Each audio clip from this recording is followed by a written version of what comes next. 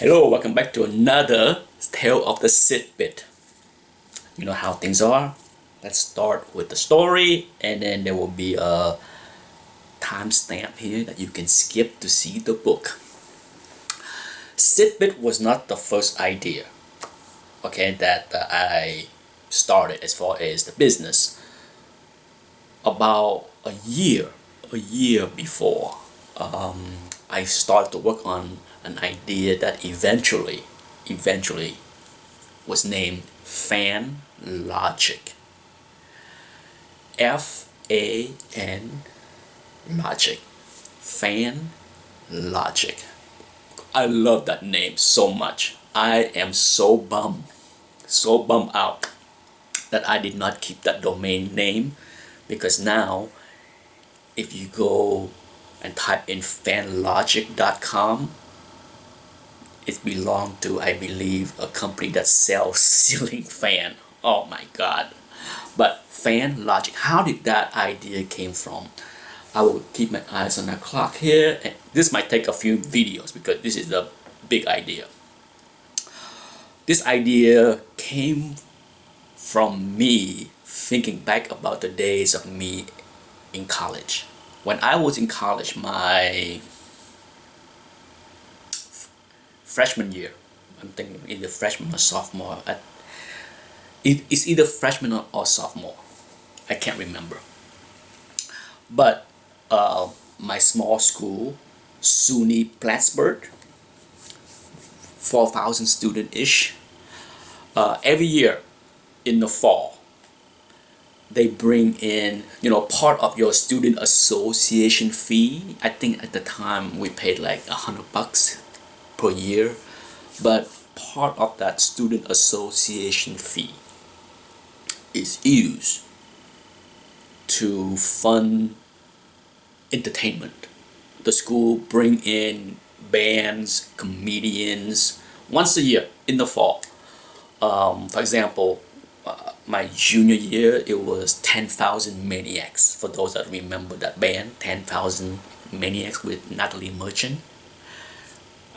I enjoyed that concert. But in one year, they brought in Robin Williams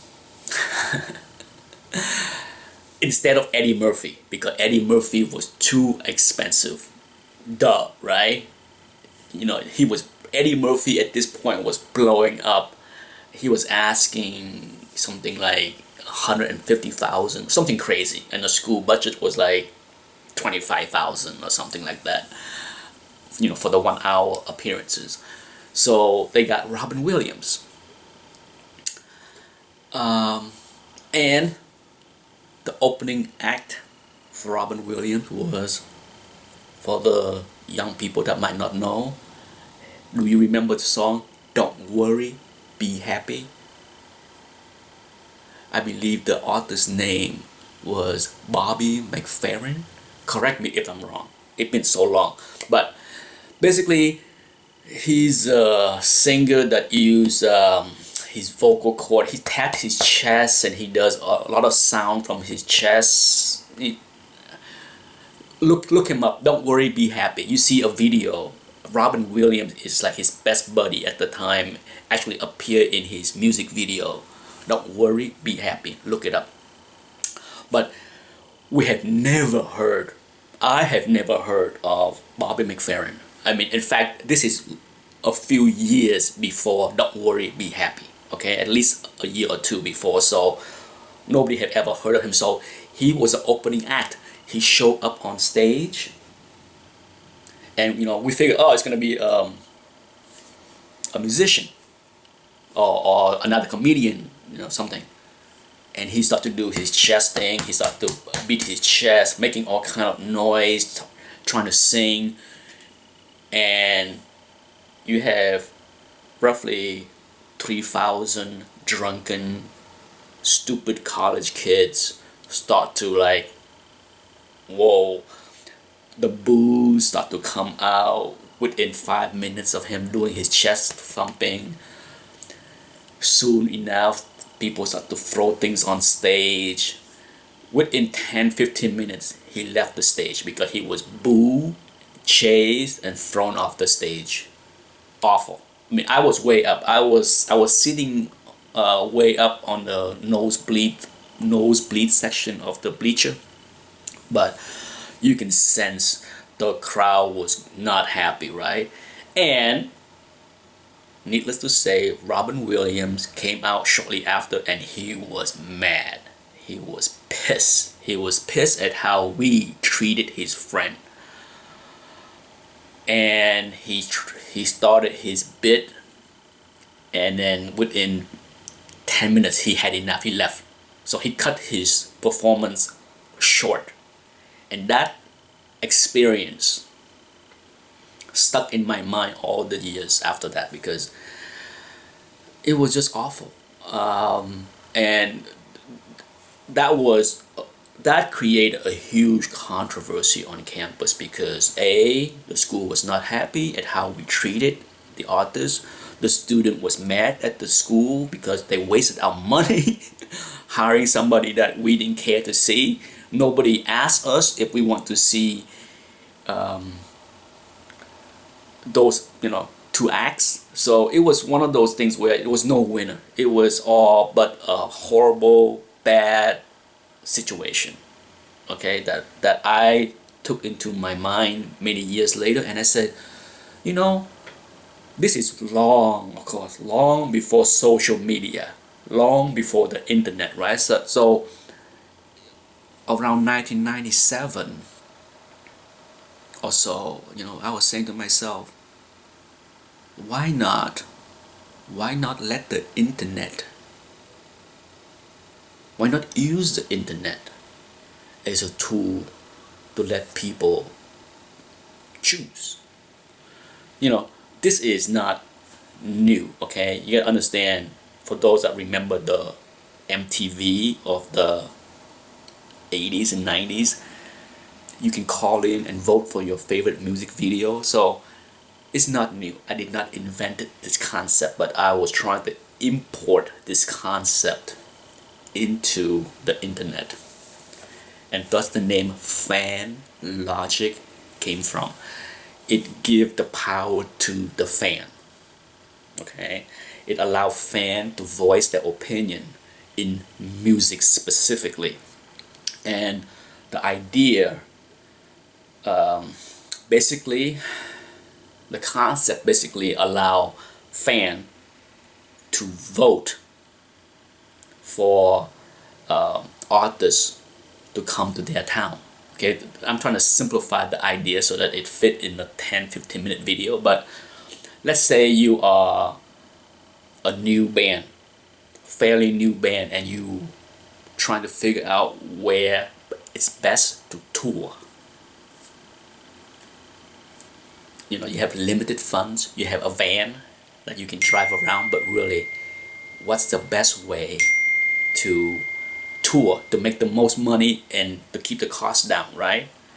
So with this tool, with this software, your fan will be able to vote to see where you are. So let's say you're a small band, you have 5,000 fans, and they voted in 5 different locations.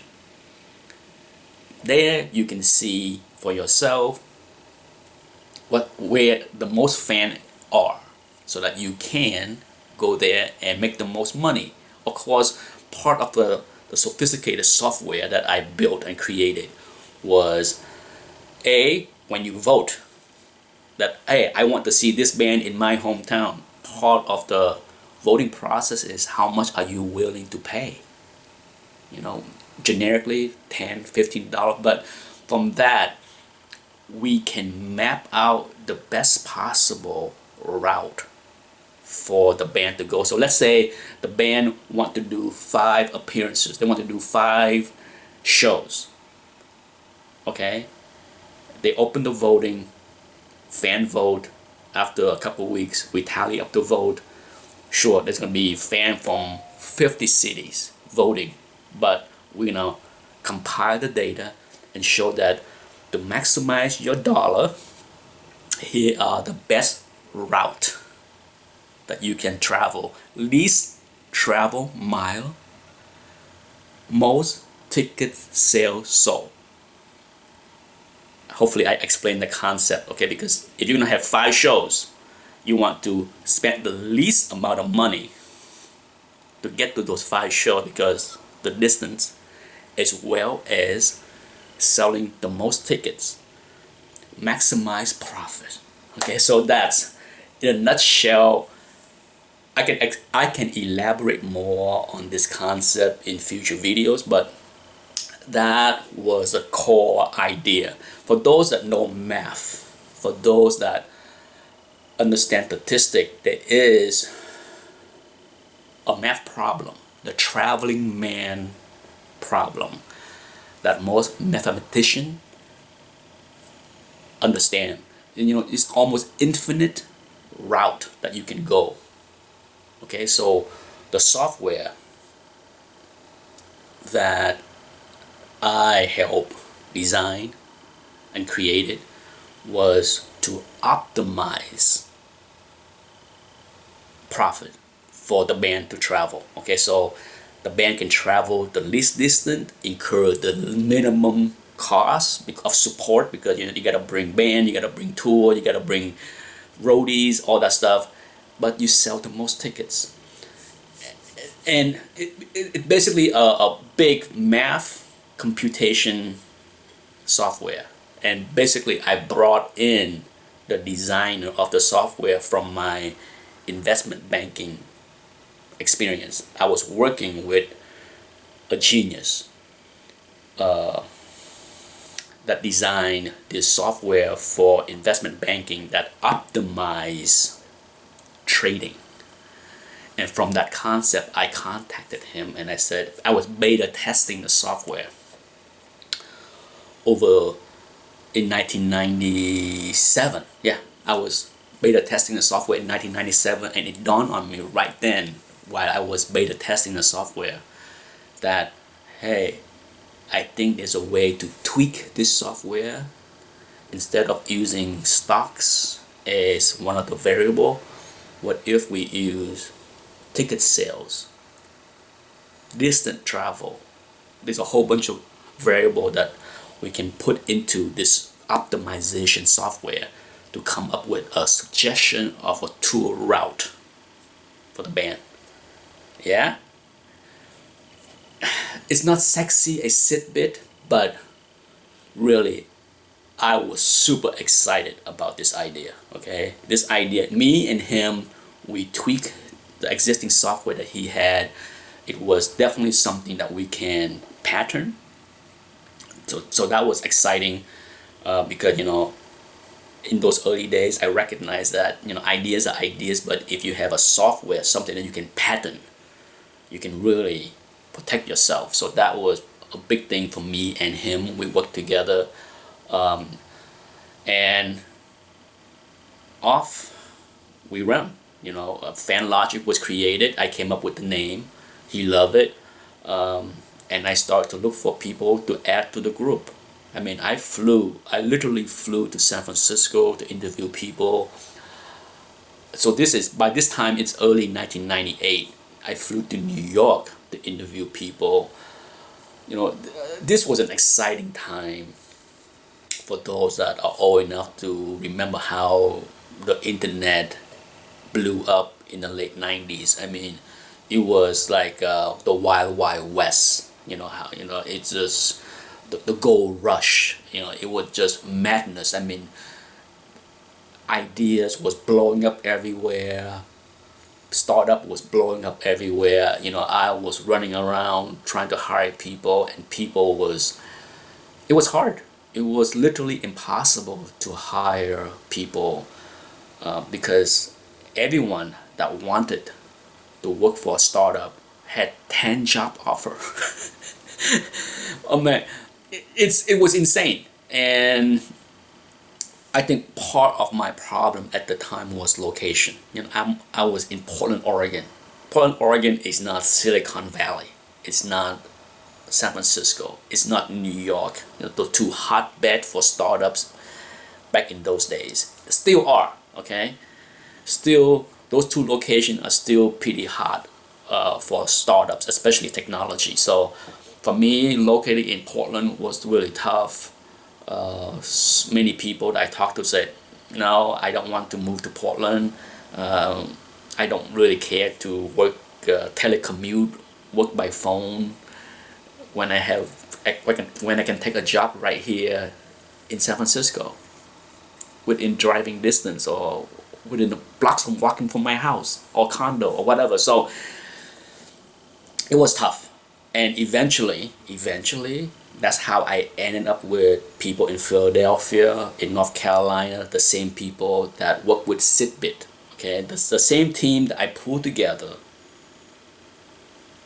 was pitch fan logic is the main idea, but at the same time I also pitched them the slew of other ideas I had, because by the time I brought these people in, it was 1998. By then I already registered fan logic, Spice Ready, mycondolence.com, and SITBIT.